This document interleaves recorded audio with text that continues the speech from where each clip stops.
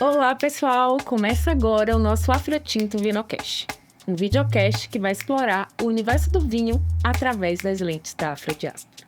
Eu sou Carol Souza, sommelier, e sou anfitriã nessa jornada onde tradição, cultura e sabor se encontram. Quer uma dica? Pegue suas taças e vem com a gente. Gente, para você que está chegando agora, eu sou Carol, sommelier, como acabei de falar, aqui de Salvador, e tive a ideia de produzir, de fazer esse videocast falando sobre vinho, sobre o vinho na nossa cidade, o vinho na Bahia. E o nosso convidado de hoje é Marcelo Freitas, um amigo de já há 20 anos. A gente já bebia junto lá nessa época. A gente começou já bebendo vinho, trabalhamos juntos e bebendo vinho. E, Marcelo, por favor, fale um pouco de você, do que você faz. Conte aí hoje, porque antes a gente trabalhava e bebia vinho. E hoje você ainda continua trabalhando e bebendo vinho? Primeiro, vou agradecer seu convite, porque agora que você me lembrou, né? Agora, poucos instantes, que faz 20 anos que nós nos conhecemos, quando eu vinha para cá, eu fiz um exercício de lembrar quando é que o vinho começou na vida da gente. E hoje eu entendi por que ele permanece. Porque antes de qualquer coisa, nós bebíamos vinho para nos divertirmos, né?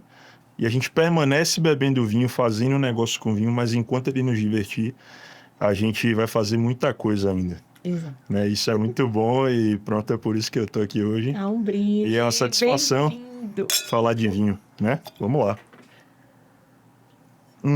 Mas me fale um pouco de você. Falar rapidinho de mim. Sim. Você já me conhece há muito tempo, né? Mas para quem estiver em casa, eu sou Marcelo, de formação sou economista, sommelier, me tornei winemaker, né? Produzindo vinho na Chapada Diamantina junto com o sócio, né? Nós criamos uma escola que capacita a mão de obra para trabalhar com uva para vinho. Já gravei documentário de vinho, já gravei curso online de vinho, já viajei, conheci o mundo atrás de vinho. E descobri que o que me mantém no mundo do vinho é ser um bebedor de vinho, né? Isso não virou um negócio. Então, no dia que isso virasse um negócio, eu ia ter um problema, né? Se virar um negócio, eu acabo perdendo... Se virar só um negócio. Se virar só um negócio, né? Você acaba perdendo o prazer, né? E imagine você, né, perder o prazer no vinho e acabar ganhando prazer por um hobby que pode ser mais caro, né? Gostar de cavalo, por exemplo. Por exemplo, Deus é mais. Enfim. Mas, então, assim, a trajetória no mundo do vinho vem mesmo do que ele me proporcionou, né? De conhecer os sabores, as culturas, de conhecer pessoas novas em volta do vinho. Acho que o que me mantém, né, no mundo do vinho é realmente estar à volta da mesa, conhecer histórias de pessoas que nunca se cruzariam se nós não tivéssemos em torno de uma taça de vinho e uma garrafa de vinho. Inclusive, me lembro que você mencionou Sim. que a gente se conhece há praticamente 20 anos, né? Sim. Bebíamos vinho muitas vezes. Em happy hour. Happy hour, né? Tinha pouco lugar de vinho em lugar. Salvador, a gente bebia no shopping. Tinha uma loja. Tinha uma adega, né? Uma adegazinha que nem durou muito tempo, mas faz muito tempo. Mas me lembro também que quando você ingressou na sua jornada na gastronomia, que você retornou a Salvador, regressou a Salvador, nós tivemos uma oportunidade de sentar e conversar, e aí você resolveu mergulhar no vinho até mais do que na gastronomia, e foi uma coisa... Foi mais uma coisa, né, que... Uniu mais um ponto de interesse entre nós. Inclusive, a gente estudou sommelieria junto. Nosso primeiro curso de sommelier colegas de classe. Foi colegas de classe. Com muitas coisas boas e muitas coisas ruins também, porque a sommelieria não é só não é um morango, né? Tem muitas coisas chatas, inclusive, que você vai acabar passando. Sim. E tá tudo certo, mas vamos em frente. Pois é. É um prazer, realmente, ter você aqui com toda essa história que a gente já viveu junto, enfim, várias histórias. Mas hoje a gente vai falar com a coisa que você, como você mesmo falou aí, que você já trabalha, que é vinho na Bahia. A gente sabe que na Bahia existem várias baías, né? Então, quando a gente fala de vinho na Bahia, a gente não pode pensar só em Salvador, que é a capital, né? Mas, assim como aqui a gente tem aqui um clima, um interesse a mais ou a menos por determinados estilos de vinho, enfim, em geral. A gente sabe que em Vitória da Conquista é um jeito, que em Barreiras é de outra forma, que na Linha Verde, sei lá, né? A Bahia é gigante e o vinho, como é o vinho aí? O que a gente quer conversar hoje é que como é o vinho dentro dessas baías, sabe? É importante falar que poder falar sobre o vinho na Bahia hoje embora eu consiga falar com alguma propriedade, é uma coisa relativamente recente, né? Porque o meu primeiro projeto com vinho surgiu no meio da pandemia, em 2021, né? Eu já era apreciador de vinho há muito tempo, né? Morei um tempo em Portugal, tive a oportunidade de conhecer muita coisa boa. Mas na pandemia, muitos amigos passaram a me perguntar: pô, eu quero beber um vinho, me diga, quero começar. O preço ainda era um obstáculo, então eu selecionava vinhos assim numa faixa de preço até uns R$ 50, branco, tinto, rosé, para que ficasse mais ou menos acessível a todos, né? E aí, em um determinado momento, eu falei assim: não, eu quero gravar um curso de vinho, porque eu não quero mais ser consultado, eu quero deixar isso daqui para que as pessoas façam isso quando elas consultem quando elas quiserem. E no meio dessa história toda, eu pensei assim: e se eu fosse até as vinícolas gravar, né, um curso de vinho? Né? E minha cabeça já não pensava em mais nada. Eu estava no meio da pandemia, né? Todo mundo recluso. Quando isso começou a se afrouxar, dentro dos limites, né, da segurança, né, sanitária, eu me juntei a uma equipe muito enxuta e comecei a viajar, né, por 3 regiões produtoras até então. E foi assim que na verdade, comecei a conhecer a Bahia. Eu não conhecia tanto a Bahia, né, quanto eu conheço hoje, né? Ainda há muito que conhecer. Mas só depois que eu botei o pé na estrada em 2021 foi que eu consegui enxergar todas essas baías, né? E o que é que elas podiam oferecer em relação à produção de vinho e o que é que ela traria de diferente, né? Basta dizer que você vai ter hoje na Bahia áreas produtoras que Desde a primeira, né? desde a primeira, lá em 2000, Juazeiro, perto dos Petrolina. anos 2000, né, que são muito distintas, né, uma região de muito calor, onde originalmente não se imaginava produzir bom vinho. Aí você vem para a Chapada Diamantina, que é uma região mais fria, então passa a ser uma nova fronteira dentro do vinho da Bahia, na Bahia, né? Então, assim, eu comecei a ter noção do que era possível fazer e do que estava sendo feito quando, no meio da pandemia, eu resolvi pegar a estrada, né? Então, assim, a Bahia é enorme, né? Ainda há muito o que ser feito em termos de vinho, porque existem outras regiões a ser exploradas. Graças a Deus, né, a tecnologia avançou muito, então não existe lugar inóspito para a produção de vinho, né? Aliás, os lugares inóspitos são cada vez, né, produzem vinhos melhores, Sim.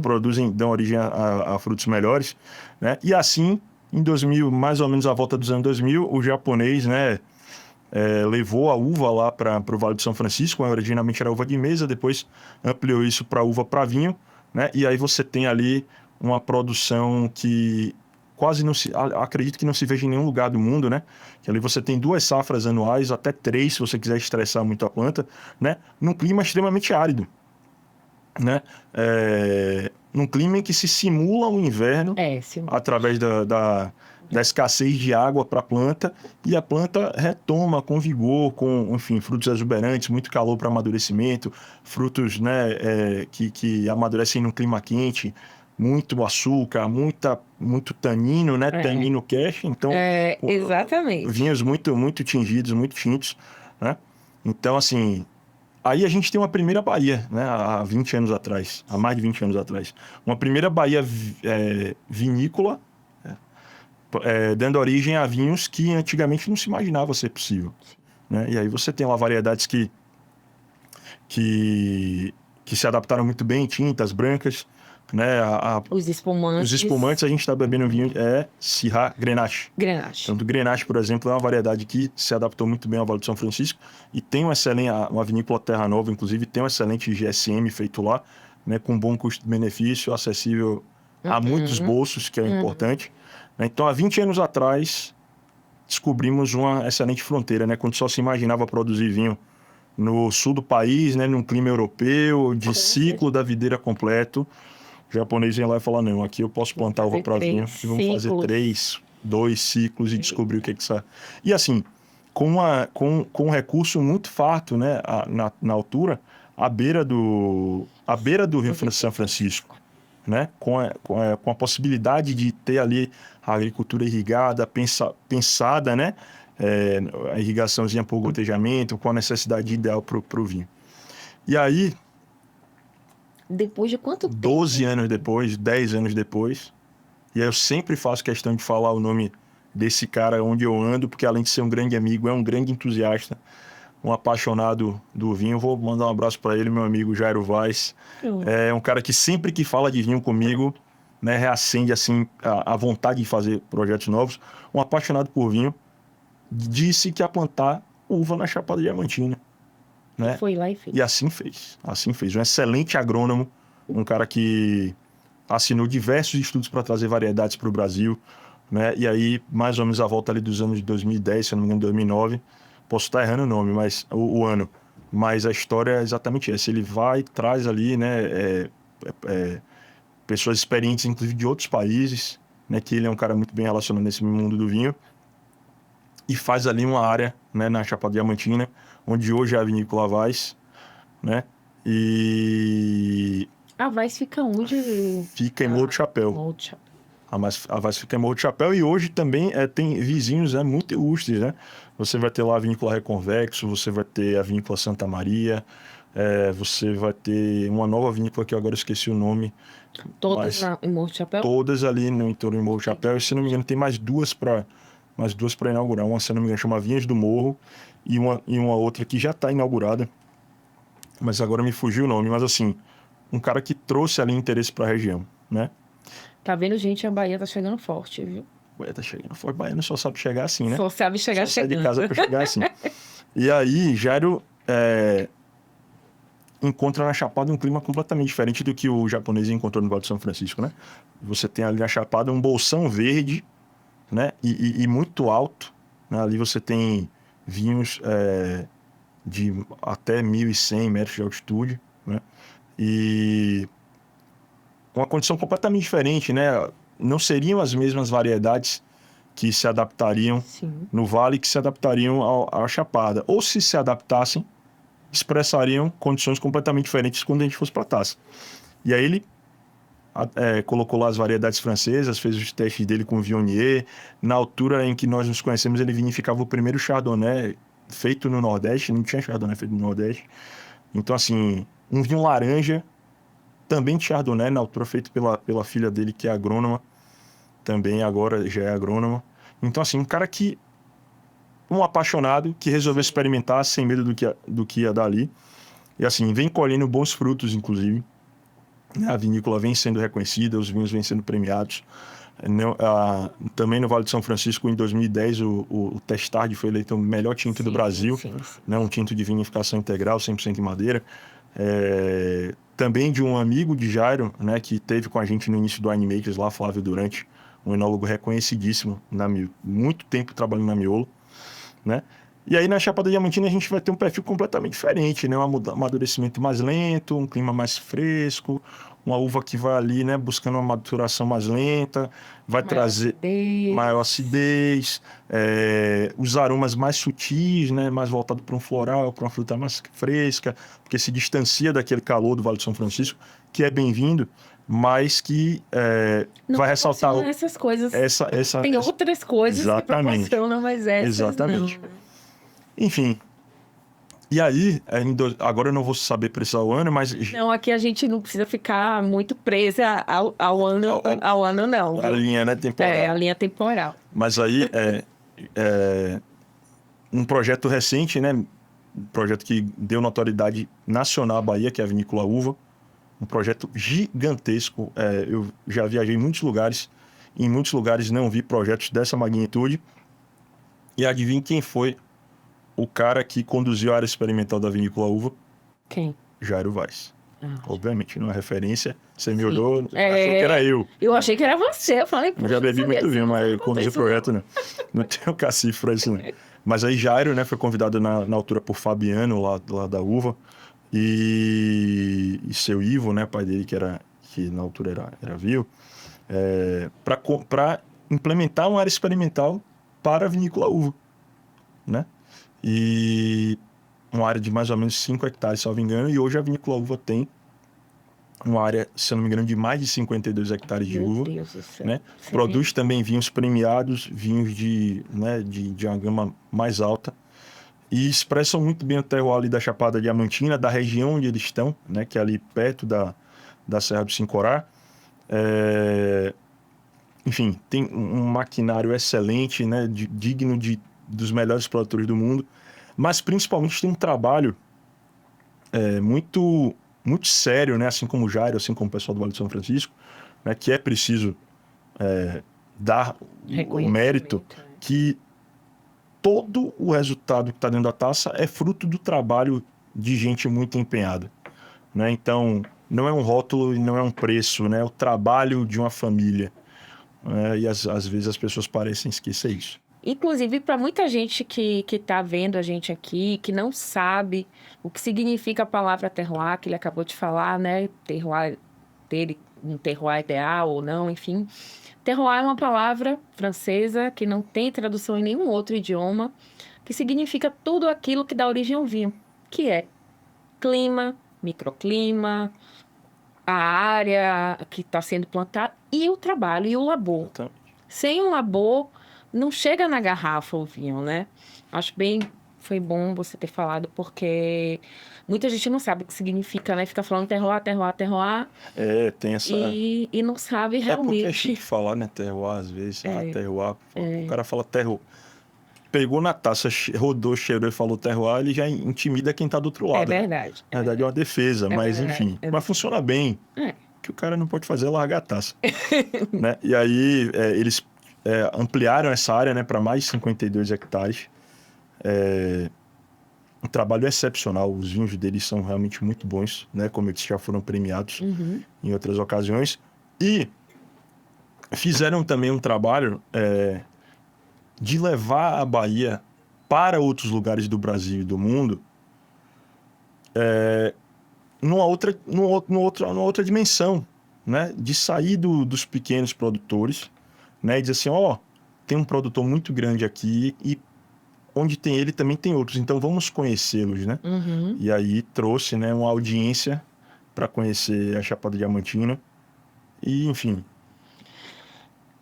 Inclusive, pensando na vinícola uva, né? E em outras vinícolas que eu tenho visto, eu percebo o crescimento também do turismo enológico, né? Aqui na Bahia, o que a gente também nunca imaginou, né?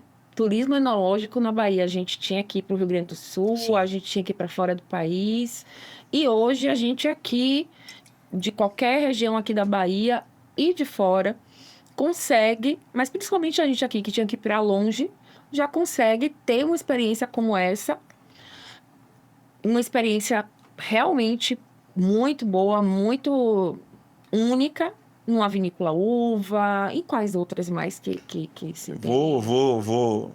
Vou mencioná-las sem tentar não esquecer nenhuma, porque Passei tem aí, amigos, passei. né, que podem. Mas a Terra Nova, a Miolo Terra Nova, sem sombra de dúvida, né, a pioneira no Vale de São Francisco.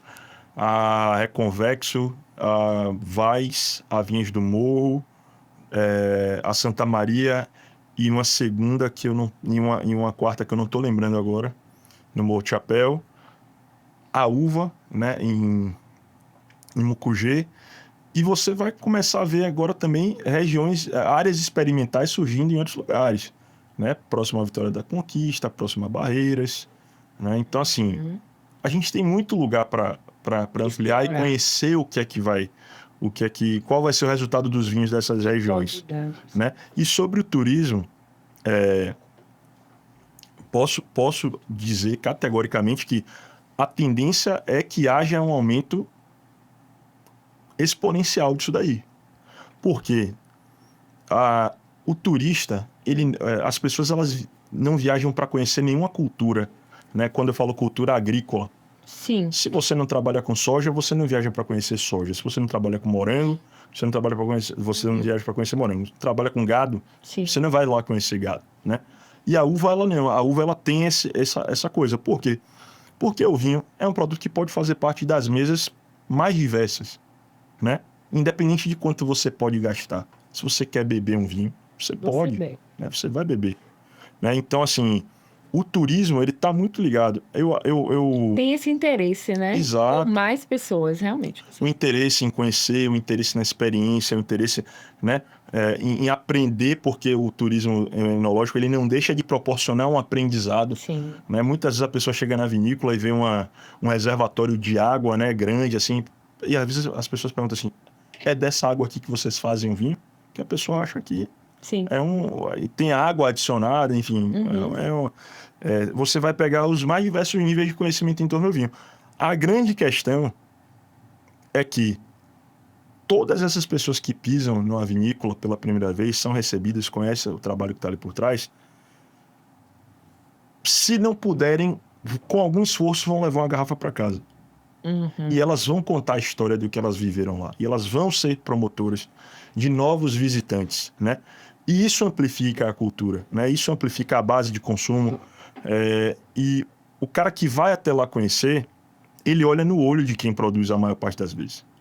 Então o preço Isso é mágico. deixa de ser deixa de ter relevância para ele. Quando ele vai até uma gôndola de mercado, ele tem um rótulo, um preço, o quanto cabe no orçamento dele naquele dia. Acha muito Né? caro, muito barato. Mas quando ele vai até lá e ele olha no olho de quem põe a mão na terra, quem trabalha com a terra, ele vai, mesmo que a garrafa esteja ali apertando o orçamento dele, ele vai trazer ele vai sentar na mesa, ele vai dividir com as pessoas que são importantes para ele e ele vai virar um grande promotor dessa cultura, um disseminador da cultura com respeito, né? Isso aqui é o principal. Porque nessas viagens, né, no turismo enológico, quando a gente chega numa vinícola, né, a gente se depara realmente, como você disse, com as pessoas que produzem, se depara com como aqueles vinhos são feitos, né, nos tonéis, aquelas coisas gigantes, enormes, e as pessoas ficam assim maravilhadas de como tudo isso acontece, depois falar com o enólogo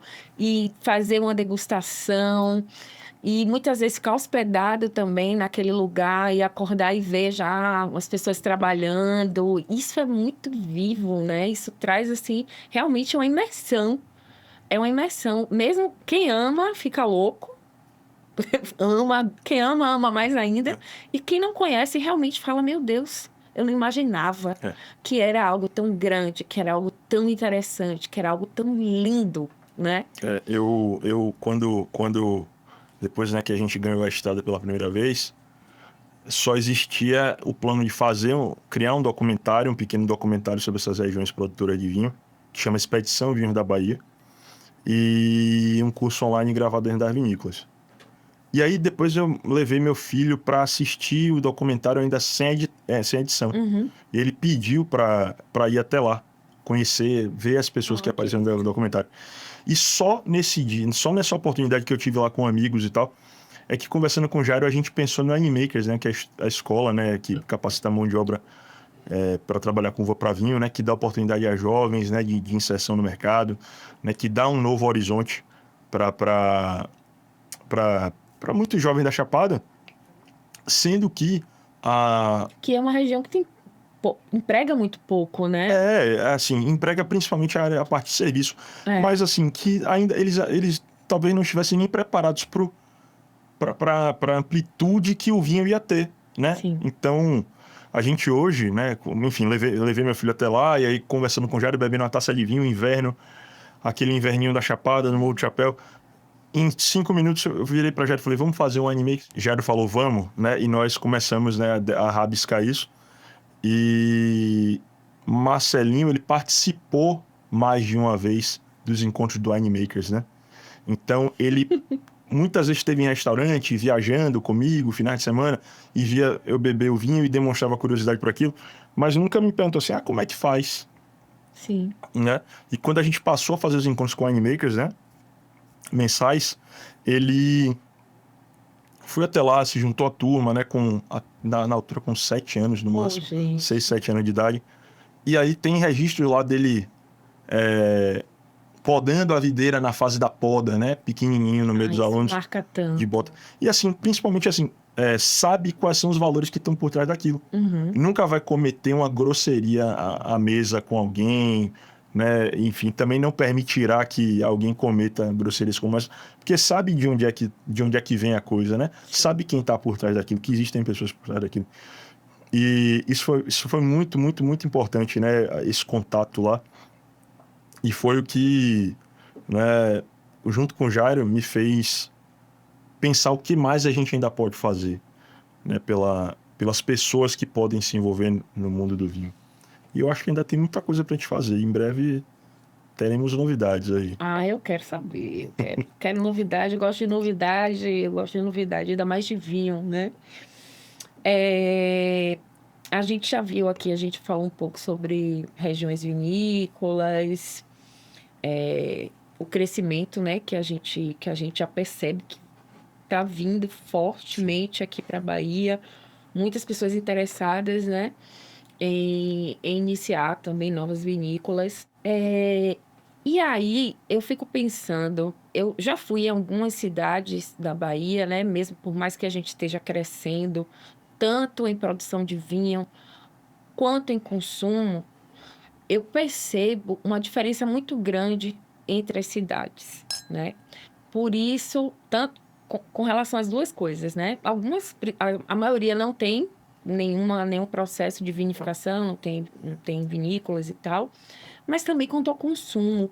E principalmente quanto a dificuldade de encontrar vinhos de qualidade, né? Para beber, para ter seu momento, para conhecer. Tem muitas cidades, né?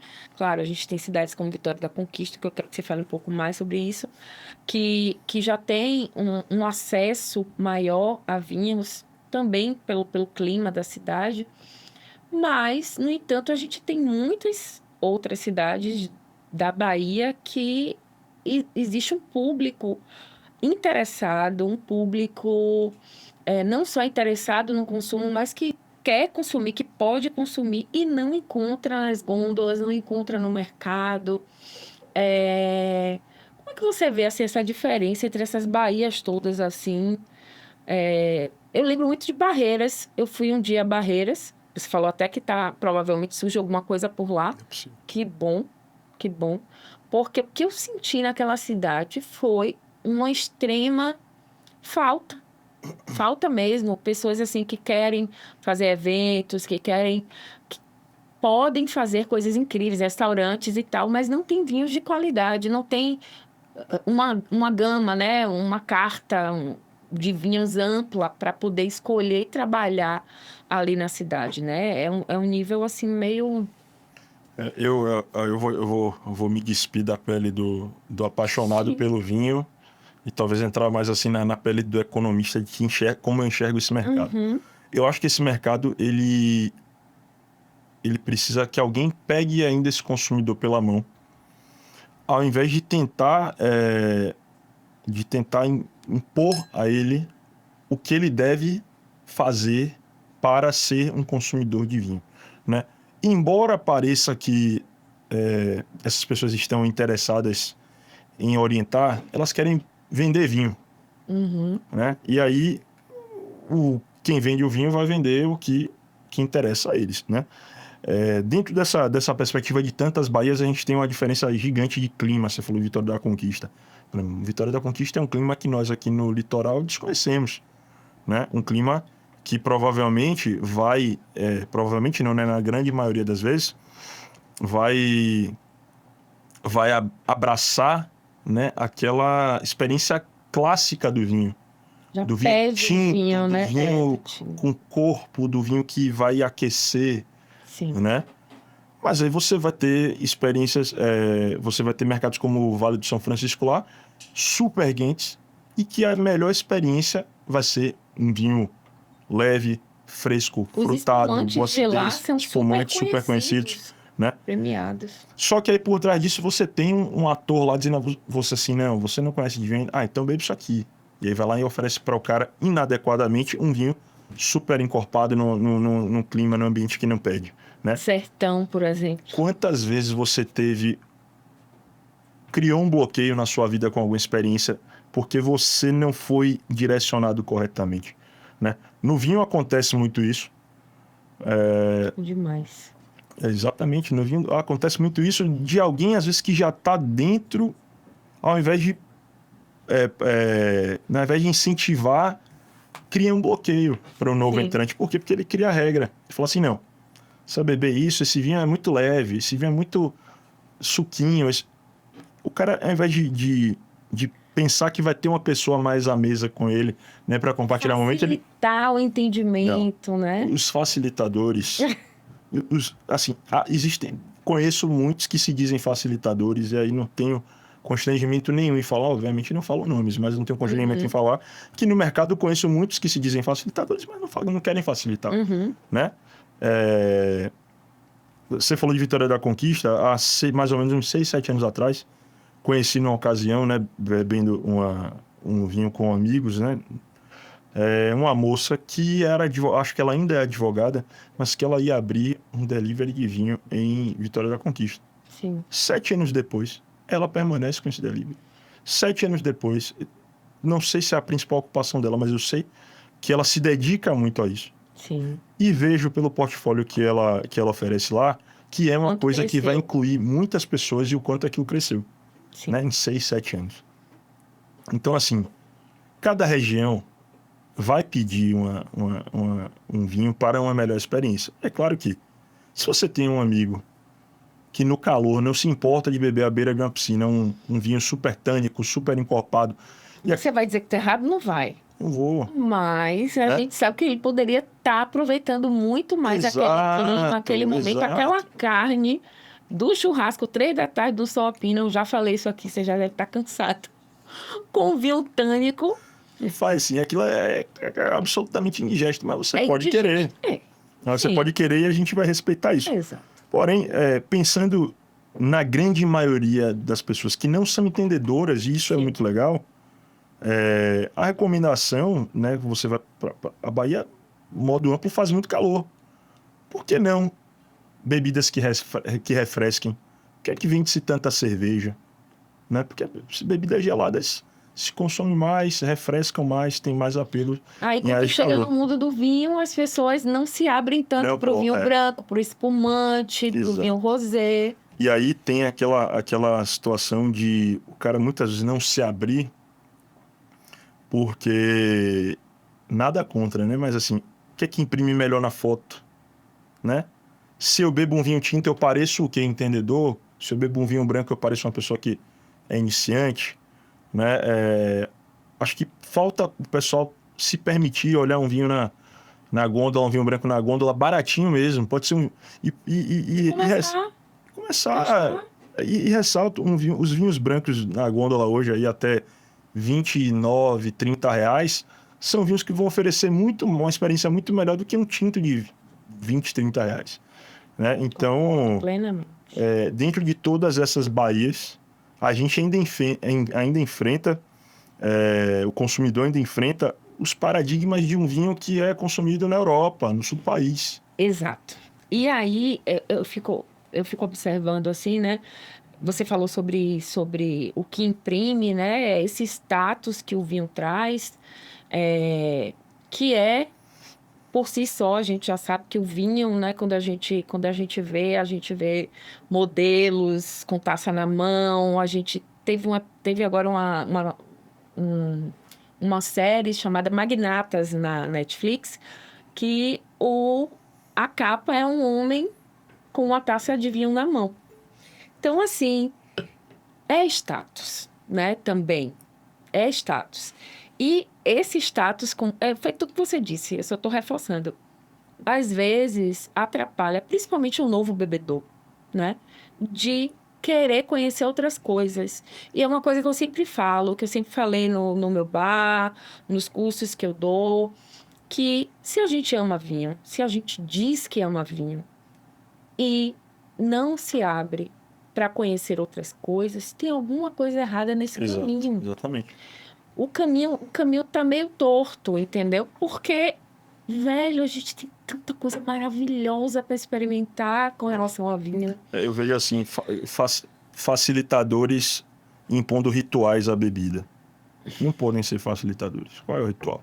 Né? Exato. Tem um restaurante que eu gosto aqui, que é de comida natural, e eles servem o vinho na taça numa garrafinha.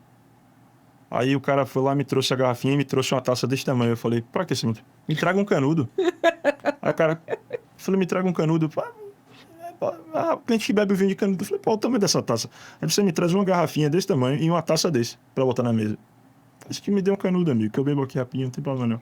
E aí? Bebo de canudo sempre que vou lá, não tem problema nenhum. Economizar a taça, ficar uma taça mesmo na mesa. Enfim, isso daí é uma grande realidade. Clássico, né? E assim, o vinho tinto foi o que a gente recebeu quando a gente foi colonizado, né?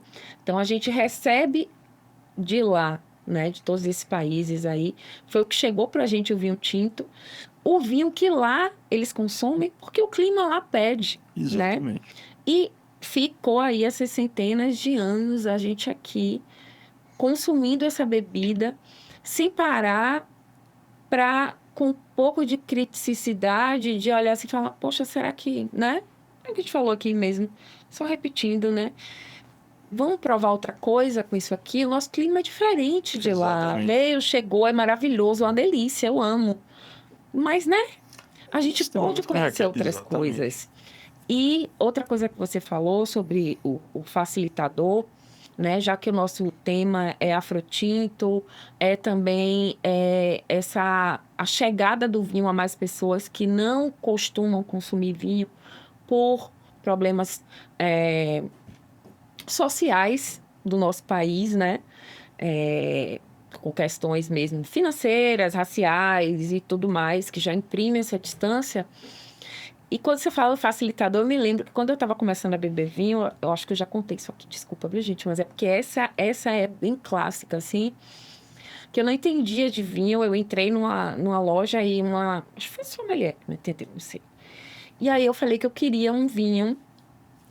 Aí ela perguntou, a primeira coisa que ela me perguntou foi, você quer um vinho do Novo Mundo ou do Velho Mundo? Aí eu fiquei assim, eita, meu Deus. Como é isso? Eu não sabia de vinho, eu não sabia que tinha essa separação e, principalmente, que essa separação não era por tempo. E aí eu falei que eu queria um vinho do Velho Mundo, que eu queria um vinho sul-africano. Aí ela me disse o quê? Que vinho sul-africano não é do quê? Do Velho Mundo. Ai, como é que entra na cabeça da pessoa, minha gente? Uma coisa dessa. Fica difícil. Ela facilitou, não. Primeiro, não é uma pergunta que se faça para uma pessoa que está entrando assim e que minimamente você tem que...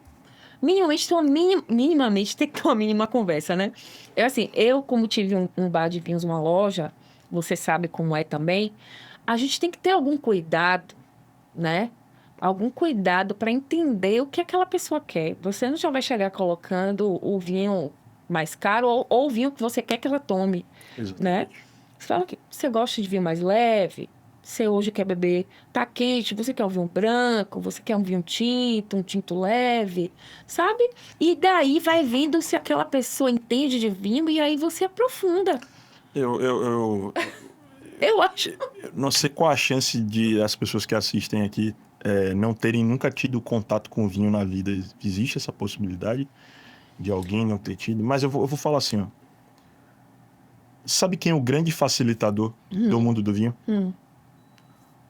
O cara que lhe oferece um pérgola. Sabe por quê? Porque você vai beber uma vez. Mas depois você vai falar assim, não, aqui tem mais alguma coisa. Não é possível que seja só isso.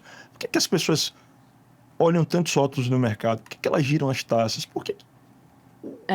Essa semana, na semana passada foi dia do enólogo, se eu não me engano, e a vinícola Campestre, que é quem faz o vinho Pérgola, divulgou um vídeo, né, parabenizando os enólogos. E eu achei super legal. Inclusive porque uma colega aparece no vídeo, né, aluna, inclusive egressa do Vale de São Francisco, do IF Sertão, aparece falando sobre o vinho. E qual é o vinho da mesa dos brasileiros há décadas? É o Pérgola. A Pérgola é o vinho da Semana Santa. É o vinho da Semana Santa. É o vinho da farra, é o vinho do excesso, é o vinho do beber, pelo lazer, sem precisar uma análise. Pensar em nada, eu quero beber. Aquele amigo que lhe oferece aquele amigo que oferece às vezes uma taça de Pérgola para um amigo cervejeiro é o cara que amplia a base de consumo. Com certeza. Tem um inimigo hoje, um inimigo não porque nós não somos inimigos uns dos outros, mas assim, o grande concorrente do vinho ainda é a cerveja. Ainda é a cerveja. A indústria cervejeira, né? Então, assim, no dia que, né, esse consumo ele ficar mais circunstancial, né? Só quero beber uma taça, né? Vamos abrir e beber apenas uma taça. Né? Isso precisa começar por algum lugar. Então, assim, seremos criticados por popularizar a coisa, Sim. mas o grande facilitador do mundo do vinho é a Pérgola. Sim. Quem não tomou uma porra de Pérgola ainda tá vivendo errado. Tá bebendo errado. E me sinto à vontade em falar isso porque conheço o processo. Porque não conhecia apenas o Pérgola, não parei no Pérgola, né, na minha adolescência, inclusive, né, muitos vinhos memoráveis à base de Pérgola, mas não parei nele. Sim. Conheci muito, conheci como faz, como bebe, onde faz, como faz, né?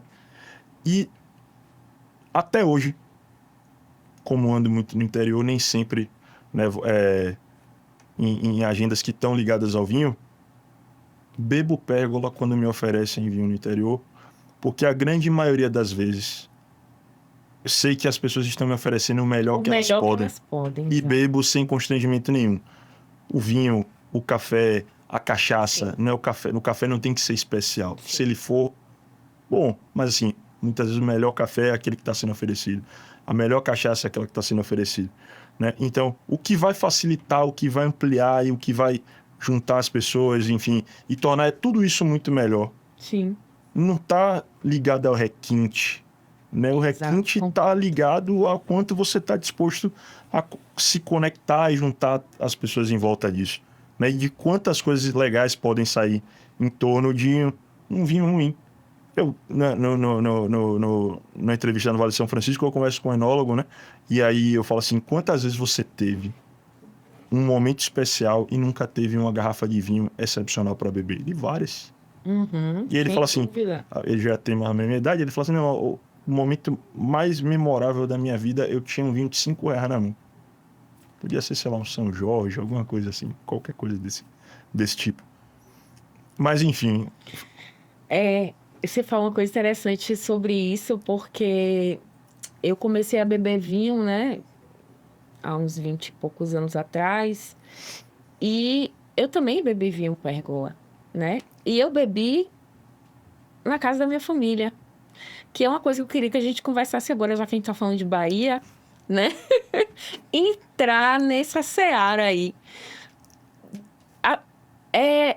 É um pouco estranho quando a gente fala que a gente não tem cultura de vinho, sendo que a cultura de vinho está na nossa mesa, né? O vinho está na mesa do baiano.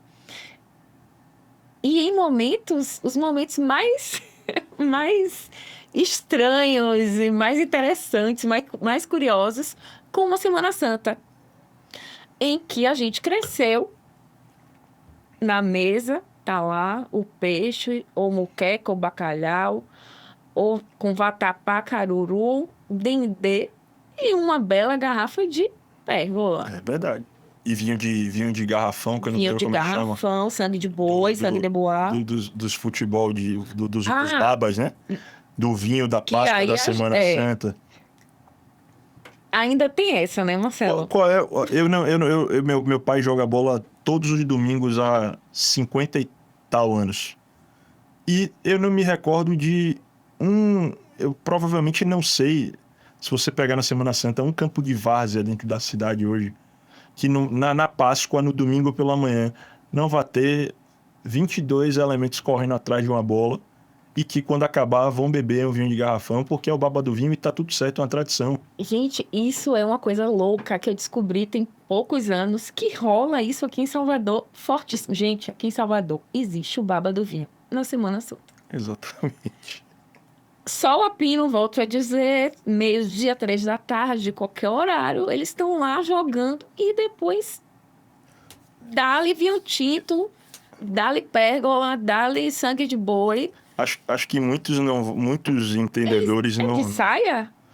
Aí Eu nem sei. acho que não, mas Acho que não, né? tem também a tradição do de saia, mas eu acho que não é ligada com vinho. Acho que é uma vez no ano, uma organização que se faz, né? Mas assim, muitos entendedores podem não assumir, mas se você parar para analisar uma linha do tempo, você já passou por pérgola, você já passou por reservado da Constoro, você já passou por Casileiro do Diablo, você já passou, sabe? Passou por Sim. coisas que estavam ali à mão, né? E só depois de passar por esses estágios é que você acabou admitindo que existem coisas que você gostaria de conhecer. Não que sejam melhores, porque eu conheço gente que conhece o mundo todo, gasta com vinho, mas quer beber ali um Casileiro reserva. É.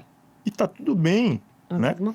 Então, assim, o vinho, ele faz mais parte da vida da gente do que a gente pode imaginar, né? Tem gente que fala, não, vamos combinar para beber um vinho e pensa no ritual. Quando você se dá conta, já não tem mais ritual. Você já tá abrindo uma garrafa e falando sozinho, igual muitas vezes eu faço, reclamando da vida, ou às vezes agradecendo também, e sozinho com a taça e uma garrafa na mão. Com certeza. Às vezes é a gente só, às vezes é com uma pessoa que a gente tá ali só conversando. Vamos abrir a garrafa.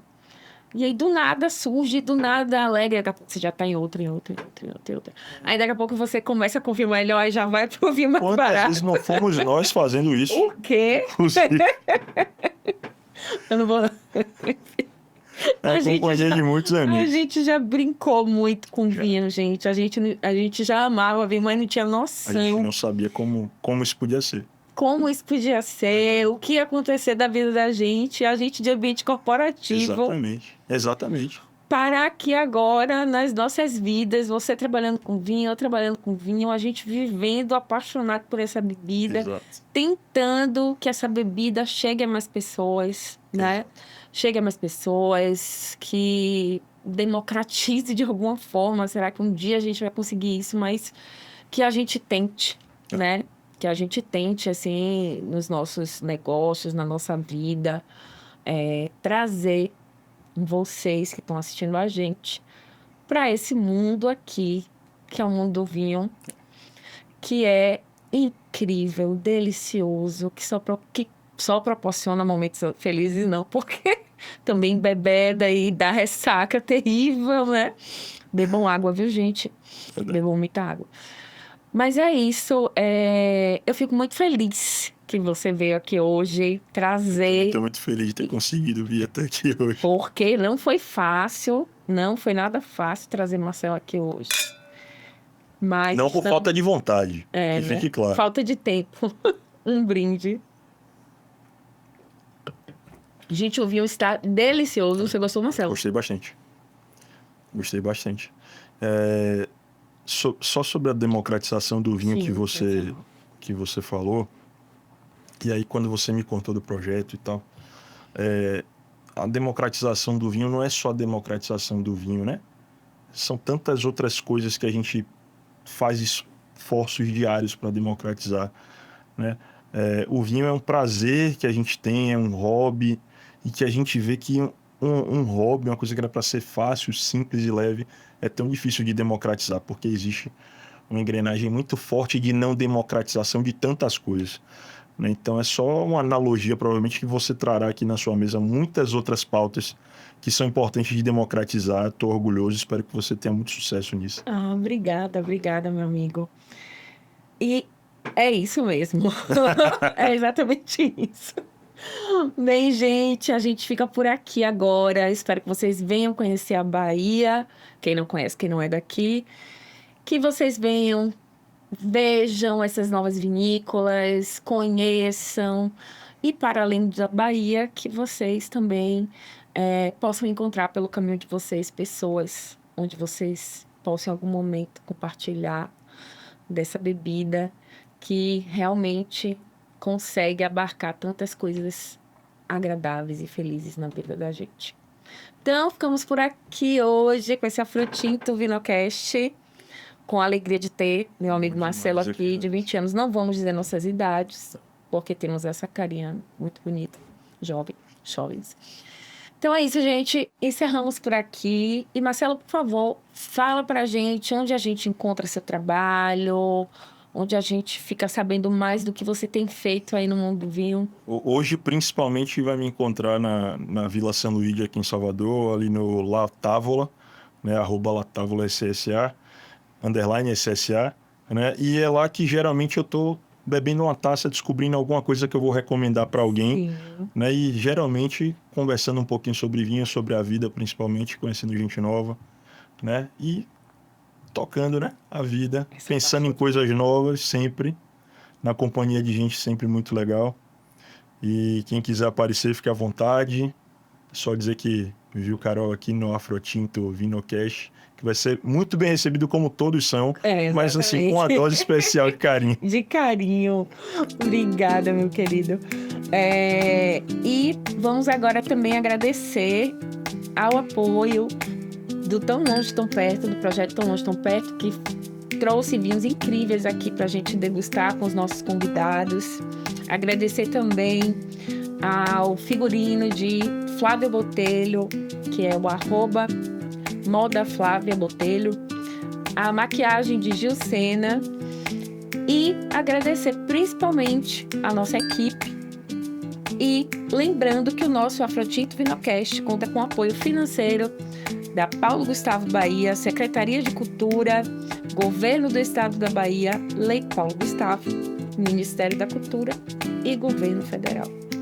Ficamos por aqui hoje. Um abraço e até a próxima.